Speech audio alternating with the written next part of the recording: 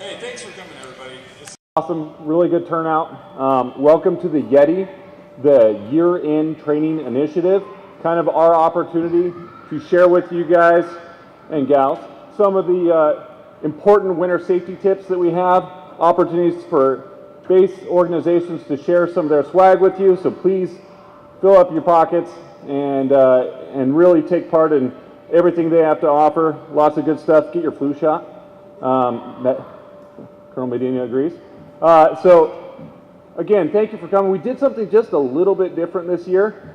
We invited families. So, for the families, thank you very much for coming. Hey, buddy. Yeah, my 5-year-old back there waving at me. So, please enjoy the next hour, and I hope you all learned something. With that, I'm going to turn it over to CE, and we're going to talk a little bit about winter preparedness. That's all I've got. Enjoy. Thanks. Good afternoon, everybody. I'm Airman Villagran. I'm from the Emergency Management Shop, part of the Civil Engineering Squadron. So, I'm not Senior Airman Tillman, unfortunately. So I'm just going to go over some little, terms here and some stuff you can put in your emergency preparedness kit. Me being from South Texas, I knew nothing about snow before I came up here. So this is good stuff to know. But if you've been up here for a while, you might already know it. So I'm just going to refresh your memory. So the first thing we're going to talk about is a winter storm watch. A watch kind of means that something's possible to happen, so that just means a winter storm is possible within the next 48 hours. So that's just letting you know, get prepared, be ready. The next will be a warning. A warning will tell you that it's actually happening or it is happening already. You might wonder what actually defines a winter storm. And a winter storm, it is either 5 inches or more of snow or sleet in a 12-hour span, or 7 inches within a 24-hour span. The next will be a winter storm outlook, and that is going to be, it's a kind of less than a watch. That just means a winter storm is possible within the next 3 to 5 days. So that kind of like gives you an idea if you're trying to make travel plans or anything, and there's a winter storm outlook, just know this storm might be possible. The next will be a blizzard warning. Blizzard warning, that means that a blizzard is happening or it will occur. For blizzard, that just means sustained winds or gusts of 35 miles per hour or greater with snow and or blowing snow, reducing visibility to a quarter mile. There's no temperature requirements for blizzards. That just means it's windy and snowing. The wind chill warning. The wind chill warning is issued when it's the wind chill is negative 25 degrees Fahrenheit or lower. It's pretty cold. I'm from South Texas. I don't know what that's like. For the wind chill advisory, that's issued when the wind chill is negative 10 to negative 24 degrees Fahrenheit. So advisory is much better than a warning. And for the last one, the winter weather advisory, that's issued when any amount of freezing rain or when 2 to 4 inches of snow is expected to cause inconvenience. Doesn't mean it's not serious enough to cause a warning, but it's going to be pretty inconvenient. Maybe we'll come to work late, and that'd be nice. And that's about it for the terms. Then we'll talk about the vehicle emergency kit. So there's a lot you can put into an emergency kit. If you want any more information, you can always call our shop or come over to our building 411. I know most of y'all have taken Seaburn class, probably seen me before. So if you've been there before, just come to us. Here's some stuff you can actually throw in your vehicle emergency kit. So always plan ahead, have a plan, and a backup plan as well. You never know what could happen. You could have a shovel. If you have to dig out your vehicle, they sell them at the BX. They're not too expensive, but have a nice little snow shovel in your vehicle. Charger or like a battery bank for your phone, in case your phone dies and you have no way to contact people, you're stuck in a snowdrift. We just gave out a bunch of them back there at the back table, so I'm not sure if we have any more, but they're not too expensive, so you can always go buy some. Extra cold weather gear. Say you're trying to dig out your vehicle, you get your sock and your pants all wet, and now you get back in your vehicle and you're still stuck, and now you're in a freezing vehicle with wet socks. You don't get hypothermia or frostbite or anything, so have some extra clothes in there. Not just for you, but for any family members that might be with you in the vehicle. Some non-perishable food. You don't want to have like anything that'll freeze in there, because what's the point of eating if it's going to freeze? So maybe have some granola bars, anything like that. And if you have water, don't store water in your vehicle because it gets pretty cold here. So if it's in your vehicle, it's just going to freeze and you're going to have no way to drink it unless you're like rubbing it on your body somehow, trying to melt it. And the last thing is to be winterize your vehicle. I know LRS had their Prep My Ride thing today. That's a good thing they put on. You can always go to any auto shop around here and have them check your vehicle for you, make sure your fluids are good, they're not going to freeze or anything like that. So there's a lot more you can put into your emergency preparedness kit. it's a lot better to have something and not need it than need it and not have it. So, other than that, thank you. Good afternoon. So my name is Sergeant Cope, and I'm going to talk to you guys just a little bit about seasonal affective disorder. So what is SAD, right? So when the seasons start changing, we all start feeling a little sad. It is actually super, super normal for lots of folks. Actually, about 10 million Americans experience seasonal affective disorder every year. So some of the symptoms that you can look out for are overeating, weight gain, just feeling really down or depressed, different feelings of always being tired, and this list again is not all inclusive, so these are just some examples of things people experience frequently. Some different risk factors, so younger age tend to be at a higher risk, higher elevation, so we're up here in kind of that peak area where it's pretty normal for folks up here to experience some of these symptoms. And then just family history of depression and stuff like that also is going to put you at a little bit higher of a risk. Some potential causes for seasonal affective disorder. Obviously the sun is not shining quite as much during the winter time, so our bodies are not getting all of that vitamin D that we need to feel good and keep going and be happy throughout the day. And then overproduction of melatonin. So with the sun not shining, we're producing more melatonin because our body thinks it's nighttime as opposed to sunny and bright and we should get out and go do things. So different treatment options. There's tons and tons of things out there that have been proven to work. Light therapy is one of the #1 things lots of people talk about. On our back table back there, we actually brought a happy light out to display for you guys. Those are pretty cheap to pick up on Amazon, and the mental health clinic has about a limited supply that we do loan out to folks. If you're in need of one, just stop by and see us and say, hey, I'm interested in trying this thing out before I go and spend some money on one. Behavior therapies, talking to people about different ways to adjust your sleep schedule and doing good sleep routines and good healthy habits and stuff like that. Staying active is super, super important. I know lots of us look outside and it's super cold or nasty and we just don't want to go out and do things, but it's really important to make sure you still stay active even throughout the winter time as much as possible. And then last but not least is medications. You know, make sure you're talking to your PCM if you're experiencing some stuff that's lasting for a really long time and you're just not really sure. Definitely talk to your PCM before you start taking additional medications, but vitamins can always help, whether you're doing vitamin D or something to that nature. Make sure you're talking to your PCM first. So, yeah. And then last but not least, if you need to come by and see us, don't be afraid to come by and see us. If something just doesn't seem right, you don't feel like yourself, make sure you reach out and ask for help when you need it. Thanks.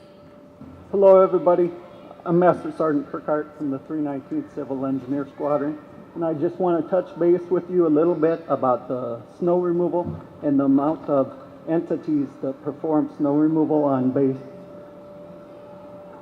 So to start out with, the military is pretty much only in charge of the airfield, and that's some of our equipment back there. There's 6 entities altogether that perform snow removal. The snow on base is contracted out by bigger enterprises, and there's a snow hotline if anybody wants to take the number down. The number is mainly if they don't plow your street or your parking lot, you can call it in with requests. The sidewalks on base are from ICD Builders, Housing, which is here today. They have J&G Enterprises, and the base schools are Schmitz Contracting. And then the facility managers are very important because they need to do the snow removal right around the immediate facility. Next, I have our priority map. This map, all the red stuff is priority 1. The airfield side, that's the military. We start rolling right away when it starts to snow or starts to build up on the airfield. Our priorities, like I said, the red is priority 1. Priority 2 is yellow, and green is priority 3. So we're usually working priorities 1 first. They're done close to 24 hours after the snow event, and we still work the other priorities, but our main focus is on priority 1. For the snow contractor, there you go. These are his priorities. They let the snow build up just a little bit before they'll come out and start to plow. So don't panic right away when you see a snowflake. Let them do their job after the first 1/4 inch. And then they wanted me to touch a little bit of base on North Dakota downtown. Be sure to call 511 if you have any snow removal or road condition questions. And be advised that when it says no travel is advised, it doesn't mean you can't go out. It just means travel at your own risk. When the road is closed, it means no travel, and somebody might come looking for you. Thank you. Mr. Calhoun from the Base Fire Department. Everybody having a good time? Everybody getting some good swag? Everybody ready for the weekend? Good, because I got 87 slides. Just kidding. Space heaters can potentially be a big problem. Are you allowed to have them in your workspace? Yes or no? Anybody? No? Yes? You can, if you follow some simple rules. Sign it out from the civil engineer's HVAC shop. The heater must be UL approved. Keep a minimum of 3-foot clearance from combustibles, as you can see in that picture on the bottom right. Over time, that could potentially light combustibles on fire. Never leave your heater unattended, and make sure you always unplug it before you leave your office or your home. Any questions? I am out. There's our contact information if you do have some questions. Thank you. Good afternoon, everybody. How you doing? I'm loud. I'm Captain Whitney from Bioenvironmental Engineering. We're going to talk a little bit about the thermal injury protection program that Bio is in charge of here at Grand Forks. Shortly, my model will come up and demonstrate to you the proper use of our winter gear when it's really cold outside. And I want to speak to you about 2 things that are cold stress related. One is hypothermia, the other one is frostbite. And you can see from on the screen, hypothermia is when your core body temperature drops below 95 degrees, and frostbite is the condition in which you actually will get tissue damage from either touching a cold surface or having water or air blowing across your skin. I have a few questions that I believe people in the audience might know the answer to, so please allow me to ask these questions. What are the signs and symptoms of hypothermia? Anybody stand up if you know the answer. Oh, right here, this guy over here.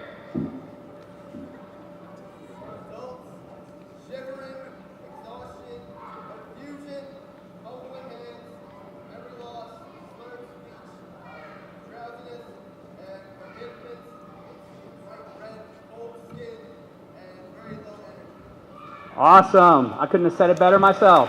Thank you very much. So what are some of the symptoms of frostbite? Anybody? Anybody? Oh, you, sir.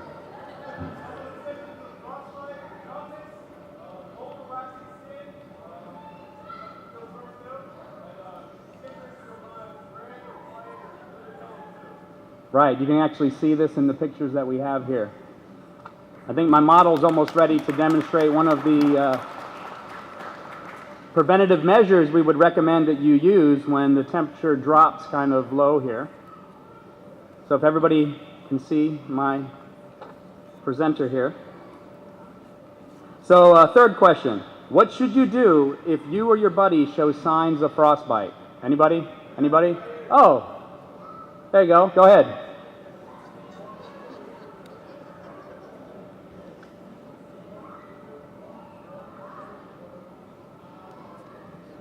Awesome. I think he said you should seek a warm shelter and you should run warm, not hot water over the affected area. And then I have one last question for this awesome audience. What should you not do if you or your buddy show signs of frostbite? Ah, this very intelligent gentleman over here. What's the answer you got for us?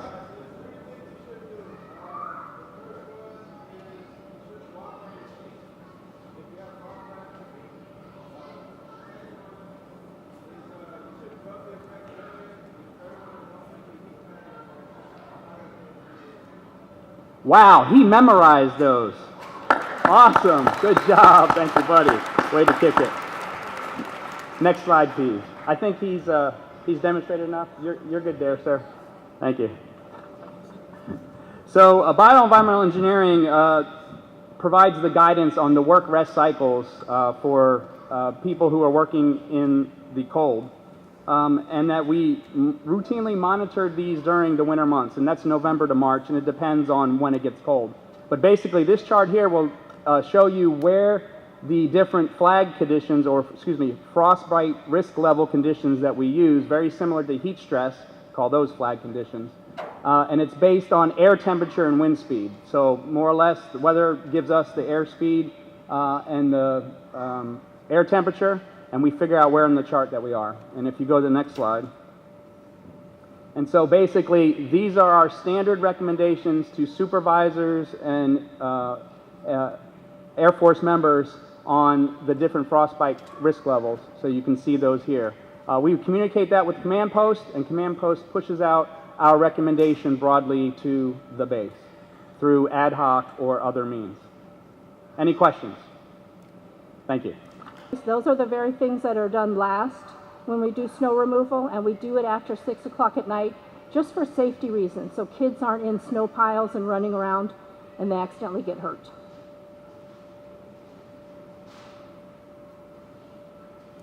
And then for our seasonal items, Balfour Beatty does provide free items for residents. We provide, what do you call those? The filters. We provide filters for your HVAC systems. Ice melt. We do have shovels. When you come to the maintenance office to get your ice melt, please bring your own container. You can get a couple scoops of ice melt and put it out. Just remember not to put it out until the snow's been removed. If you put it out when the snow is there, it's just going to make holes in the snow and it will not help you. And holiday decorations, we're just reminding everybody that we all love to see the decorations. There is in your resident guide, there is a certain date and time that you're supposed to use those and put them on your house. You'll be seeing during this season, we'll be using lots of, we'll be having resident contests, decorating houses and stuff like that also. And then snow removal. Do you want to talk about snow removal? Our snow removal goes along with the base as far as priorities. Priority red, our first priority is to clear the streets and make sure all the streets are being cleared. From there, once the snow has stopped, they do go along and we'll take care of all of the sidewalks so nobody's having to walk on the streets as a safety issue. And at that point, once they get the streets cleaned, they're constantly cleaning the streets, of course. They do the sidewalks, and then what they'll do is they'll go back after 6 o'clock to do the driveways. The reason we do this is exactly for safety-wise. We have big equipment, hard to see and look around. There's cars coming in back and forth down the streets, kids playing in the driveways or in sidewalks next to the driveways. And we just don't want to see anybody get hurt, so we tend to do that at night when everybody's in their houses in a way and it's quiet around the base housing area. Balfour Beatty, we won't start moving snow until there's 2 inches of snow, and then at that point they will continue as far as the driveways. We will not, they won't move snow if there's any cars in the driveway because they don't want to damage anybody's vehicles. So it's best if you can keep those in the garage as much as you can.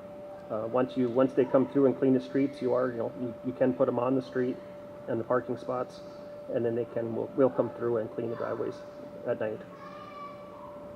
I think that was about it. Thank you for having us. Jill, Hey, Olson. what are you doing? CBT. Would you like to go do PT? Sure, this can wait till later. What do you guys do? When would I ever use risk management? Probably never.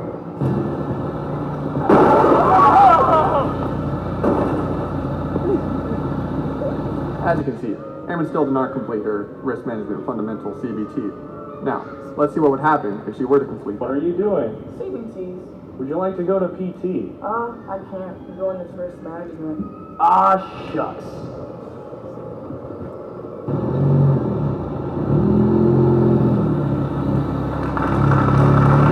And that, ladies and gentlemen, is why you complete your risk management training. Don't get hit by a car.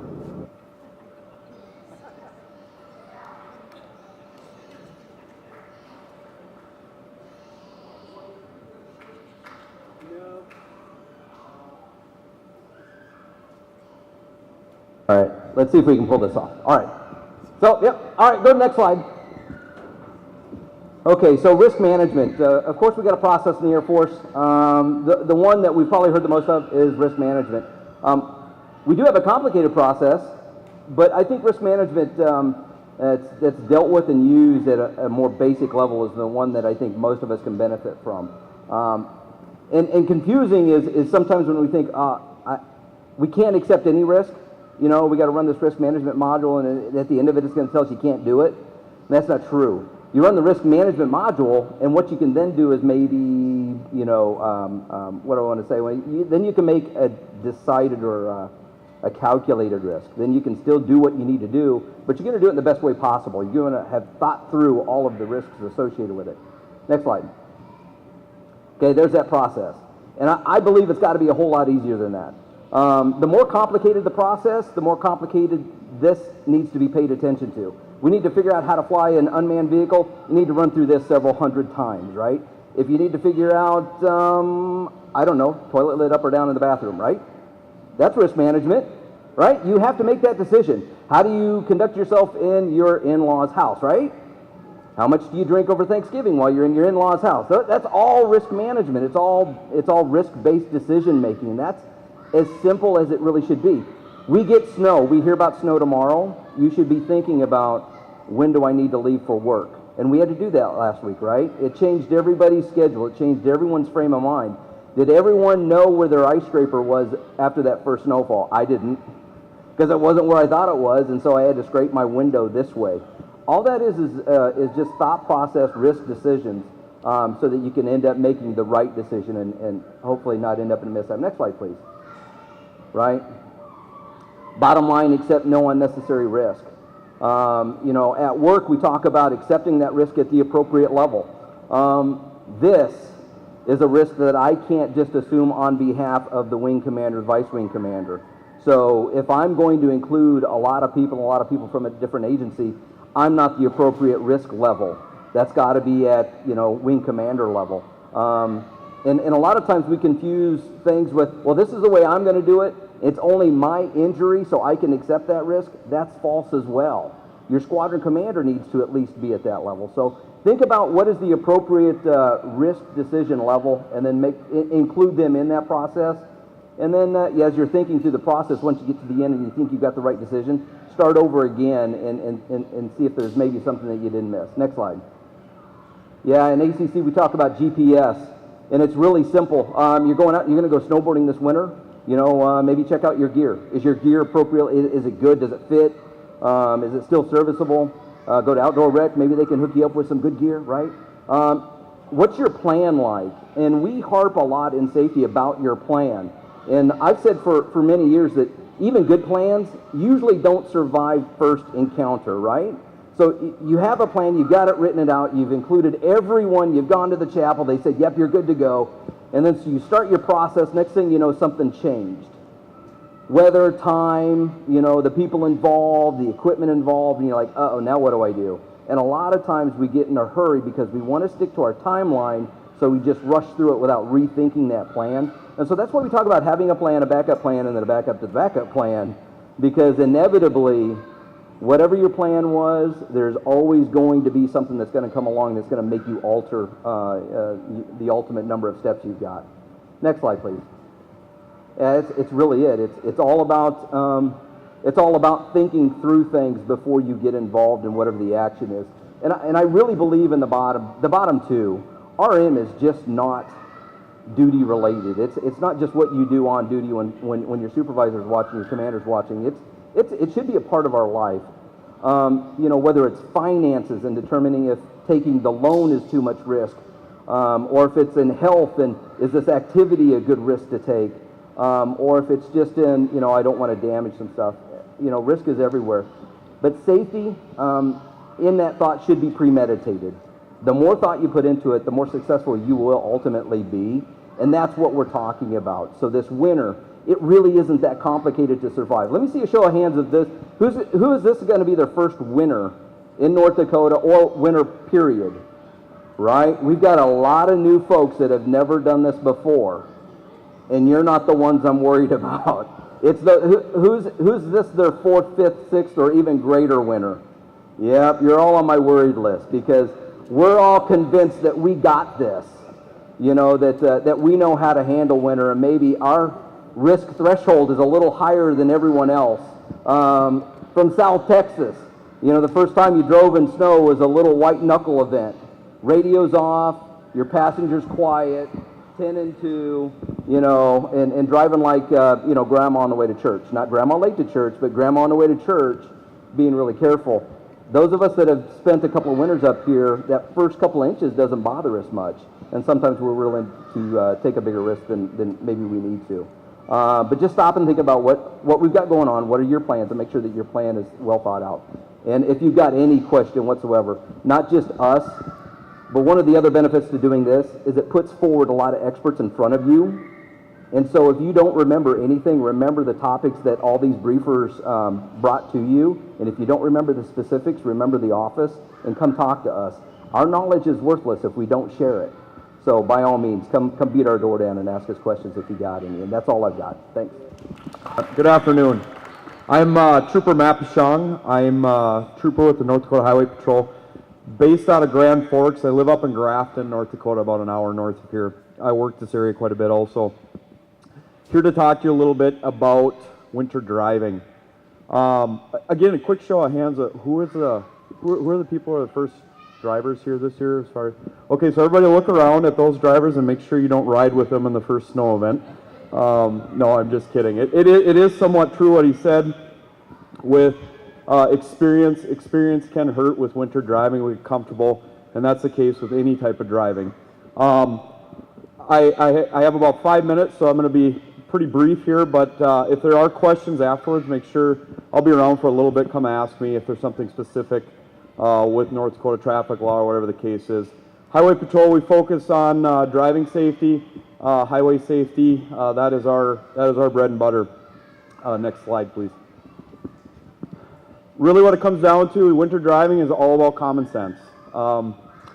When it feels like you're going too fast on the highway, you probably are.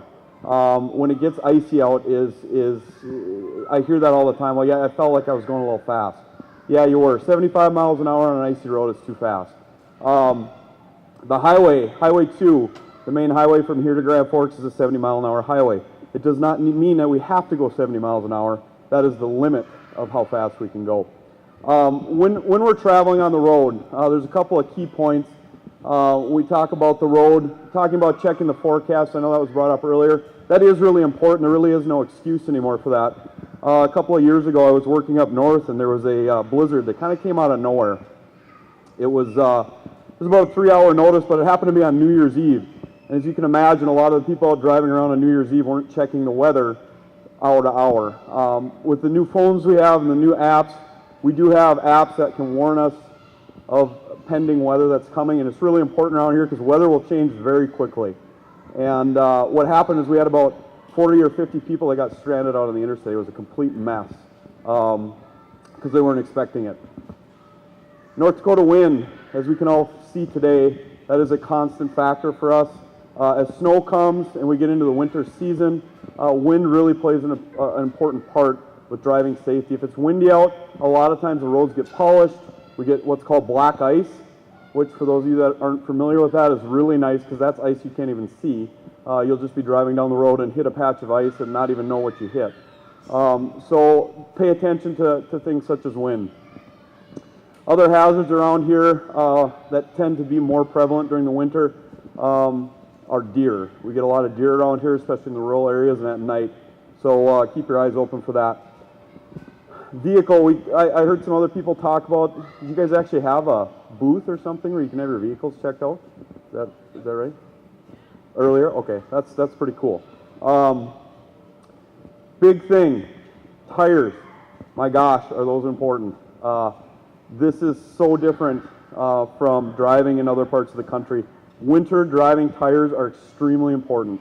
It can be the difference of you making a 10-mile-an-hour trip to Grand Forks compared to a 40-mile-an-hour trip to Grand Forks. It really is that drastic. Tires are very important. Make sure you have good tires. One thing that's often neglected that I see that can involve crashes are windshield wipers. During heavy snow, especially the wet heavy snow, it'll actually freeze on your windshield wiper and they'll become ineffective. They won't work anymore. Get a good pair of winter windshield wipers. Those are very important. Gas. We've had this problem with people getting stranded in a blizzard. They'll get stranded out there. In fact, I had one couple that had kids with them, like little kids, that we had to go out and rescue, and they ran out of gas. Jim Bob that sees his gas light come on and says, yeah, I know I can go another 65 feet before this thing runs out of gas. That is not a good habit to have in the winter. Make sure your tank is completely full when you're making trips. You don't know when stuff could come up. You could get stranded. Make sure you have appropriate amount of fuel. Equipment, we talked about winter survival kits. That's great. Another thing, too, is a candle. Just having a simple candle. If your car were to quit or die, you can light that candle inside your car, and a single candle can heat that whole car or help keep you warm enough where it doesn't cause injury or death. Planning the trip. Check the road conditions. You can go right online to North Dakota DOT. I know it was mentioned earlier, no travel advisory. Yes, that means you can still travel on the roadways. The way North Dakota works is when we close a roadway, it means it's impassable. Somebody is not able to get through it anymore. That means that the plows are off the road. It means that it is impassable. So there could be a semi stuck underneath a bridge somewhere. Our overpasses tend to fill in, and people get stuck. So if the road is closed, it is closed because it is impassable. It doesn't mean that we just think that it's probably better if you guys don't go. It means that you cannot get through it. The troopers have been pulled off. The plows have been pulled off. If you get stuck, you are stuck. It could be for hours. So keep that in mind. A no travel advisory means that we out on the road, the plow drivers and the state troopers are saying it's getting to a point where we don't recommend you go out on the road anymore. So at that point, it's emergency necessity only. The guy that's going to the movie with his girlfriend probably want to stay home and watch a movie. It's not a good time to be out on the roads. They're getting bad. It means we're getting close to closing them. It's best to stay home. Other traffic, especially emergency vehicles, this is one thing too we see a lot of. If you see flashing lights, it probably means that there's a crash or somebody's gone in the ditch. What drives officers nuts is when we're standing alongside the road and Jim Bob comes flying into the ditch at 65 miles an hour 10 feet away from us. And like, well, I didn't know it was icy here. Yeah, I know those emergency lights, they kind of throw you for a loop there with the cars in the ditch. So pay attention to that. Again, common sense. It's very simple. When you see emergency vehicles, move over, slow down, like 10, 20 miles an hour going through a crash scene. Perfect. Make sure you're in the other lane. Next slide, please. Common picture of a North Dakota road. You'll have parts of it that'll be completely clean. You'll drive another 1,000 feet and it'll be ice covered. So keep your eyes open. Again, you can kind of see the drifting snow coming across too. Next slide. Last thing, if you are involved in a crash, stay in your vehicle. Like I said, if that's an icy area and people, the first thing they get out is they want to get out and check what? How bad's my car, right? Stay in your vehicle. Unless your vehicle is going to blow up or start on fire, stay in your vehicle. The reason being is that if that's an icy spot that put you in the ditch, it's very likely an icy spot that might put someone else in the ditch right next to you. So we don't, what happened, we had this down in Fargo a few years ago, a bunch of people got outside of their cars, and then semis were coming through, hitting bunches of cars. People are standing outside getting run over. It's a bad deal. So stay, you got some protection, stay inside your vehicle. Call us, we'll get out there and get you some help. Any quick questions? Awesome. Thank you guys for having me. Have a safe winter. Hey, thanks a lot for coming out today for this event. take winter weather seriously, okay? I know many of you have probably been associated with it and think you understand it. If you've come from cold environments like myself, however, I've never been in North Dakota cold, okay? This is going to be my first time, so treat it with caution, okay? Err on the side of caution, all right? I'd like to thank the safety staff. I'd like to thank Balfour Beatty, Highway Patrol for being here today. Some great information. The safety office puts out this winter safety guide. They have copies over there. I encourage you to pick one up. Has some great information inside. I think they also post it online. So I encourage you to take a flip through that. We've already been hit by winter weather, okay? So I'm sure it took many of you by surprise. The next time it comes, it'll take some of you by surprise again. So think right now, like, you know, I need to make some changes. I need to make some changes right now to get ready for that. We've had a great summer. We want to continue that going into the winter. Appreciate all you do. That's all I got. Thanks a lot.